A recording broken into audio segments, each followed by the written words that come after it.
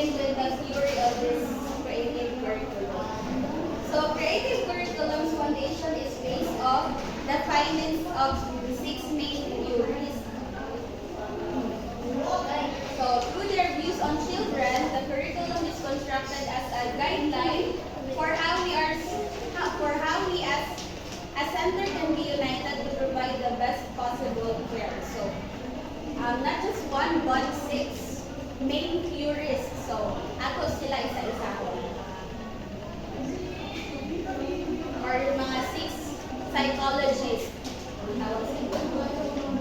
So first, kay T. Barry Brazelton and Abraham Maslow. So they believe that children need their basic needs met. So they believe na dapat ma-meet nato ang each child's needs or each child's basic needs, which includes here the safety, belonging, and esteem or self-esteem. Next is Erik Erikson and Stanley Greenspan. So they focus on the necessity of having supporting, trusting relationship with adults, and that which increases their social, emotional development. So, mana siya si Erik Erikson and Stanley Greenspan. So they focus on building relationship with adults. The next guy is John Piaget and Lev Vygotsky. So they discuss how interactions with others are crucial in cognitive development. So those mga tao or the theorists or psychologists, mani sila ang kibali main na kanang foundation ani creative curriculum. So dili lang kayo mainly focus on one theory but different. So nagkuan sa cognitive, sa social emotional, o sa meeting the basic needs of the children. Yeah.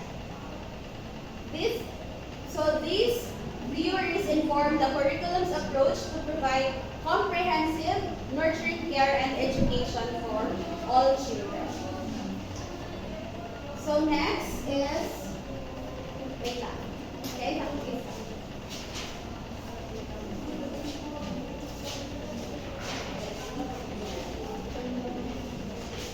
so next is the creative curriculum is one of the best teaching strategy for early learning because nag-focus siya on development of the whole child. So it strives to be creative curriculum is innovative, responsive, supportive, comprehensive, and developmentally appropriate. So why this creative curriculum na-mention ating 1, 2, 3, 4, 5. So let's dig deeper. So the creative curriculum is innovative first. Innovative. So it asks that teachers and school districts use resources, teaching strategies, and tools that are conducive to better early childhood education. So because of the nature of innovation, what a teacher may implement one year may prove obsolete in the next. So ano siya, no? So in this case, ang mga teachers must be flexible and open-minded to the latest research in development and learning. So dapat, ang teachers are innovative. So, di ba, creative, from the word creative, so dili lang kay, we just stick on one, but dapat i-use na to ang atong mga ways para mahimong creative. So, so dapat ang teachers must be innovative. So, dapat maging flexible and open-minded. That brings us to the next word, which is responsive. So science and research may back the latest innovation in the teaching strategies, but what innovation doesn't bode well in your particular classroom. So what if ang kanang innovation nimo is dili siya ma-apply? Or what if the majority of your students find it helpful, but there are few students for whom the teaching strategy doesn't work? So diba, there is no strategy, one strategy that fits all. So dapat differentiated. So lahi-lahi dapat, no? So the creative curriculum encourages teachers to be responsive to any student's needs. So first is innovative. Dapat natin creativity, open mind ta sa mga new ways na to sa ating teaching strategies. But we need to be responsive to kay walay teaching strategy nga kanang isa lang ang ma-apply nito sa whole class. So different siya, no? Kay there are different learning styles sa ato ang mga unique students. So next kay, the creative curriculum is also critically supportive. So why? So, di ba, teaching isn't easy, right? So, dili ko siya dali. Everybody knows that the job of the mother and caretaker can be challenging. So, same na na sa pagkamama o caregiver. So, challenging siya po na mahimong ang teacher. Now, imagine that you're in charge of well-being and learning of 20 or more than 20 children at once. So, in a classroom, how much more 40 students? So, imagine, no? Without explicit guidance and support, ang teachers can feel stranded, and stressed in day-to-day work. So, isang adlaw pa lang, kapoy na kayo. The designers of the creative curriculum realize this. So thus, i-design nila ang creative curriculum para ma-support, ma-advise, and ma-provide ng guidance ang mga teachers every step of the way sa ilahang professional lives. So ano, ang creative curriculum is critically supportive. Then next, furthermore, the creative curriculum is comprehensive. So it's comprehensive in nature. Na nag-focus sa each of the subject that students may be exposed. So kaning comprehensive, no, kay kani siya na-align po siya sa Head Start Early Learning Outcome Framework. Ang kaning creative curriculum. So comprehensive siya kanang comprehensive siya in a way na nasunod siya sa national guidelines or this Head Start Early Learning Outcome Frameworks. So lastly or finally, the creative curriculum is developmentally appropriate. So this curriculum promotes teaching strategy na mga appropriate for each age group. So it is not just introducing a 6-year-old to a calculus. So dili, no? Instead, nag-follow siya mga trends and average educational goals among each child. So, developmentally appropriate. Yeah. So, the creative curriculum is designed to be flexible, responsive, supportive, comprehensive, and developmentally appropriate. So, kani siya na curriculum kaya nag-encourage siya support sa mga teachers to use innovative resources and strategies. But also, dapat ma-adapt silang mga strategies or approaches based sa mga specific needs of their students. Then, if ma-recognize nato ang mga challenges ng mga teachers na ilang gina-face, ang curriculum nag-offer of continuous support and guidance. So, kan creative curriculum na ako siya yung ma-provide.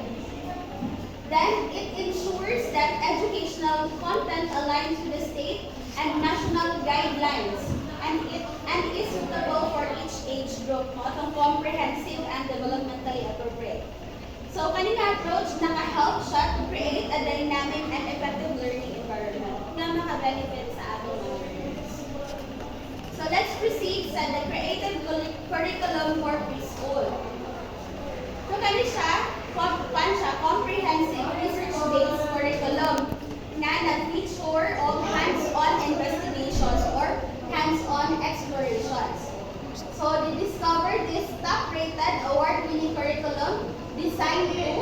So this creative curriculum for preschool is designed to first Attendance. harness the power of play. Harness the power of play. So, mga kaya po, no? Sa tanang curriculum kay na ay joy play-based na learning. So, hindi din na mawala basta early childhood or preschool. Kaya they learn through exploration and through play. Then, nurture the whole child and individual skill progression. So, mag-focus din siya sa overall excuse me, overall development ng bata and also their skills. Seamlessly connect families with their children's learning. So, creative curriculum also is supportive curriculum. So, they help teachers or the teachers mismo connect with the families para mapabetter ang kanang learning ng bata or naabay ka ng tawag ana naay ka ng pag after school good na update tayo sa ilahang learning. The next is support teachers every step of the way. So, this curriculum support teachers in a way na provide siyang mga guidelines.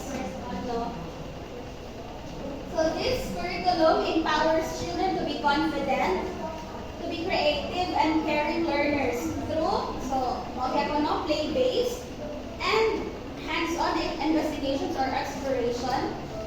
So, kani siya is a research-based approach na nag-incorporate of language. So, sa atin na sa play-based mo incorporate of language, literacy, mathematics throughout the day. So, mana siya. So, nurture the whole child with the only skill progression from birth to age 8. So, from birth to age 8, naanay kanang skill progression or dapat ma-develop ang ilang skills. Then, connect to families, connect families to what their children are learning. So, mani ang role ng teachers. Then, they provide support to teachers when and where they need it.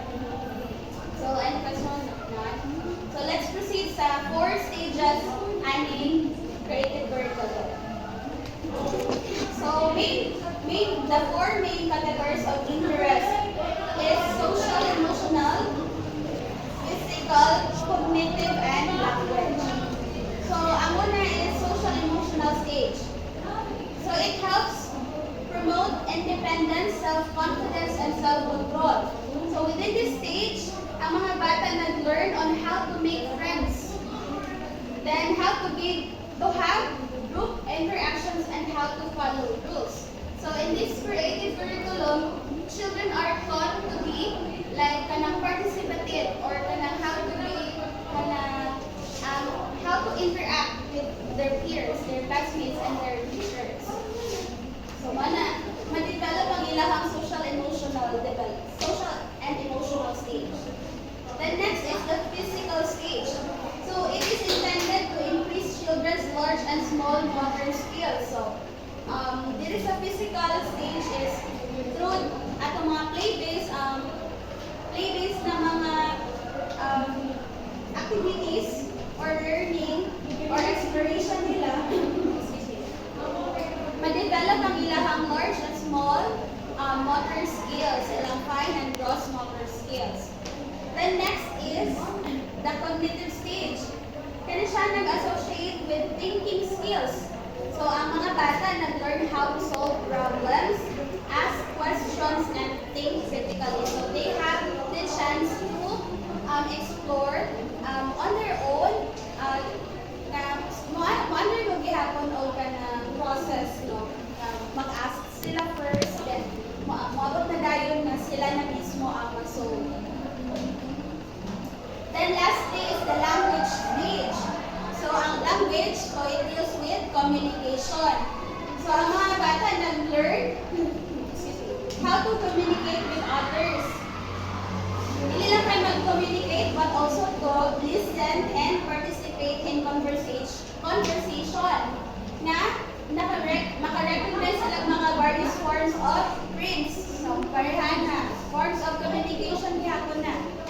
So, makarecognize na sila.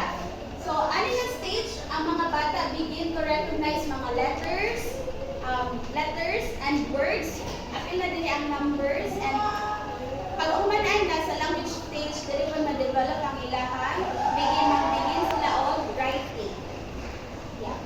So, mo to ang 4 stages sa social, emotional, physical, cognitive, and language. So, next, let's proceed sa organization of the curriculum. So, naay 5 basic components nga na-compromise ani nga curriculum. So, from these 5 categories, focus and planning can be aimed so that learning is best achieved. So, kaning sa pag-organize aning mga curriculum, so dapat masugod din sa planning and focus. So, first is dapat knowing children. Ang pinakauna gayon. Describe the social, emotional, physical, cognitive, and language development of the children. So, ano ang first thing to do ng pag-organize ng curriculum? Know your mga bata, students. Tanan aspects. Then next is creating a responsive environment. Dili na dahil after na mag-gather nimo ang imong mga students sa nakuha mo ng mga backgrounds, dili na ka mag-decide to create a responsive environment. So mag-offer ka model for setting up the physical environment for routines. So apil na ang planning nyo sa routines, ang mga experiences in ways that address the developing abilities and interests of the children. So isa po sa knowing sa ito ang children sa mga bata is their experiences. Nga pwede nimo mahimong opportunity ko na sa imo magamit nimo sa imong day-to-day na lesson or na interaction with the children. So next is what children are learning. So show how the responsive relationship you form with each child, the interactions you have every day, o ang mga materials na and experiences you offer become the building blocks for successful learning. So kaning imong mga diba, sa relationship gayon magsugod, then your materials and your experiences mao ni siya mahimong foundation para sa mahimong successful ang learning ng bata. Next is caring and teaching. So describes the varied and interrelated roles of teachers who work with children. So kaning pag-organize ng curriculum, so apil diri ang pag-inform or roles ng mga teachers. So kibali qualification. So next is building partnership with families. So in this curriculum, dapat mag-explore ng mga benefits of working with families as partners in the care of their children. So naagay positive na benefit, positive na outcome ang partnership sa working with our families. So next is, let's proceed sa what are the role of the teacher in this curriculum. So we all know the teacher is crucial for the child's learning. So the teacher is the person who see your child's daily, diba? Like, ang teacher na mismo ang mas naay nahibalo or mas daghang oras sa bata. Kay daily ba sila mo? Makuan galing na mas tuuhan pa ang teacher kaysa sa mama. Ang teacher mag-plan sa activities to promote your child's individual skills and they help bridge the gap between what they can do alone and what they need assistance with. So, ano siya? So, ang teacher dapat mag-provide ng mga experiences for children. So, dapat maghatag itong opportunities sa mga bata to experience, to explore. Then, allow children time to practice new skills. Hindi lang kayo mag-stick sa isa ka skill. So, i-integrate mo na sa itong planning. Integrate gayon ang ma-involve ang physical, ang gross, and fine motor skills na na-develop. Then, create a safe, develop a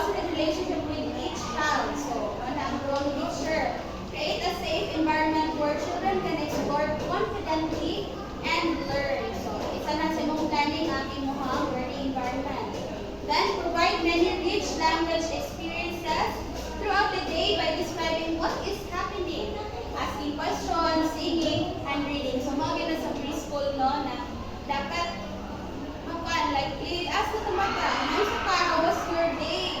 Describe ang inyong kuan. How are you feeling? Ano? By that, kuan na sila makaano na sila sa language experience na ma-help mo po nga ka ma-develop po sila sa ilang communication skills. Then, offer continuity of care. So, mga na role ng teacher as a mother, caregiver, imo gyud na continuity of care. Kita gyud nga they are safe, they feel wanted and beloved.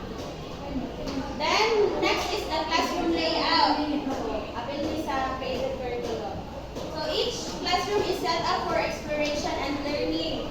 So, children have many opportunities to make choices, experiment, and interact with others. So, dapat ang mga classroom mag-look similarly to this so that each child can be proactive in his or her learning. So, with a positive learning environment, ang mga bata, each of your child's 4 stages should be developed and growing with experiences. So, pareha ato ha, physical, cognitive, social-emotional, o language. O, ma-develop dapat ito siya sa imohang classroom layout. Dapat ang materials are on low shelves. Low shelves in containers. Low shelves ka na maabot ng bata or child size. Oo, child size. O, dapat ang mga naka-container, naka-sealed, kung ganang dili makapwede. And on hook, so children can get them independently and put them away. Or kung makahook man gani ka nang maabot ka pa nila.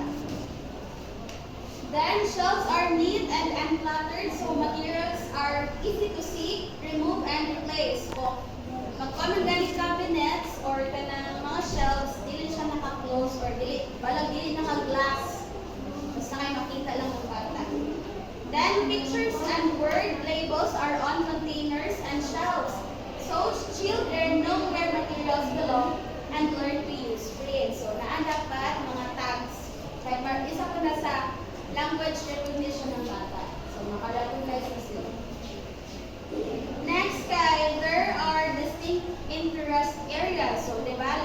Learning environment. So, dapat na blocks area, dramatic play, toys and games, lahi-lahi dapat na art area, discovery, library, sand and water, music and movement, cooking, computers, and different outdoor play spaces so children know what choices are available and can make decisions. So, mao gid siyang ideally o dapat sa isa ka classroom ng preschool or early childhood.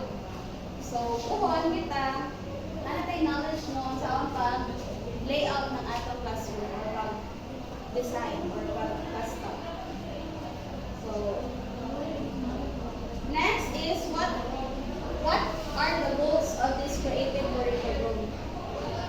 So, ang emphasis ng creative curriculum is on community. So, dapat mag-work together to help learning continue. Kaya kung walay partnership, di ba? Dili gyud mahimong successful ang learning ng bata. Kaya na may role gayud ang community and family, di ba? Family. Within the community, there is the family. So, if walay collaboration, dili gyud mahimong successful. Then, the importance of working together also extended in school and home. Dapat ang teacher, staff, and children can mag-communicate and share ideas so the child's interests are best met.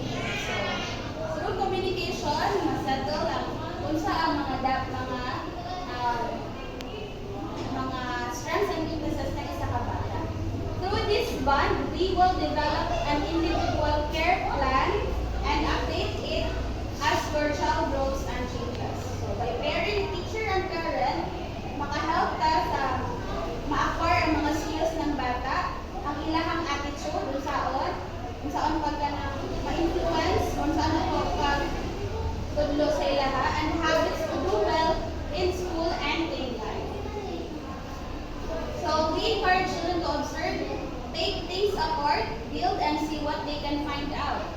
the more active children are in their work, the more they learn and remember. So, if active sila, daghan po sila yung ma-learn. So, we listen. We talk with them to find out what they are thinking and trying to do. So, we observe what they do and take note. So, through our observation, dapat mag-take note kita. Through those notes, makaplan na dahil ng mga activities na maka ng ilang interest. But also, na kanang maka-teach gyapon ta nga ma-develop ang ilahang skills within the 4 stages. Mga makaplan kita ng activities na where ma-enjoy sila, makuha lang interest, as at the same time, ma-meet ang ilahang 4 main